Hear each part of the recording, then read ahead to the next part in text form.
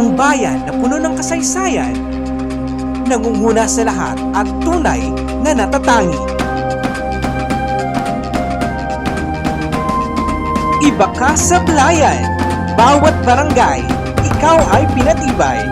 Dahil sa sipag, determinasyon at pagmamahal sa bayan, muling nakamit ng Sablayan ang prestihiyosong Seal of Good Local Governance at nag-iisang ISO certification sa buong probinsya. Ang mga tagumpay na ito ay nagpapatunay na sa Sablayan ang kalidad ng serbisyo at pamamahala ay hindi lamang pambuong bansa, kundi pang internasyonal. Mananatiling laging may malasakit sa bawat mamamayan. Matibay na, patitibayin pa. Ipinagmamalaki rin ng Sablayan ang matibay na ugnayan sa ibang bansa tulad ng Korea. Sa pamamagitan ng mga seasonal workers na ipinadala mula sa Sablayan, ang ating mga kababayan ay nabigyan ng oportunidad na magtrabaho at makapag-ambag sa pandaigdigang ekonomiya.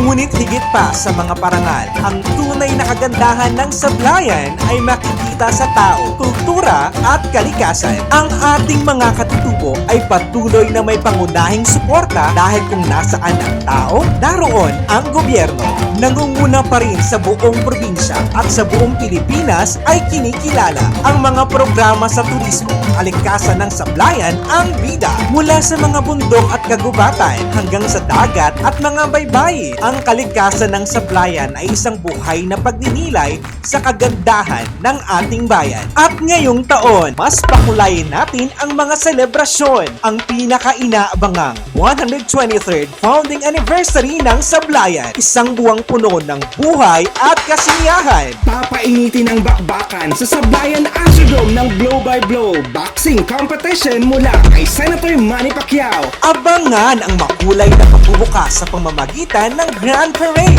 masayang water festival, tampok ang iba't ibang water activities at gabi ng mamamayan kung saan aabangan din ang inyong mga paboritong guest celebrities sa January 21. Kung patalinuhan naman ang hanap mo, sumali na sa Bidang Batang Matalino. Susundan pa iyan ang pinakaaabangang 12 pares ng candidates na mapalad na makukoronahan sa Grand Coronation Night ng Ginoo at Binibining Sablayan. Halina't ipagdiwang ang isang araw ng international na pagkakaibigan sa Sablayan Korean Friendship Activities. Tampok din ang ating mga bayaning OFWs para naman sa isang Family Day celebration na susundan naman ang araw ng ating mga katutubo. Markahan nyo na ang inyong mga kalendaryo dahil magbabagsakan na muli ang mga mikropono sa TGT9 Music Laban sa Sablayan. Susundan pa yan ng mas pinabigat at mas pinasayang Sablayan Music Festival 2.0.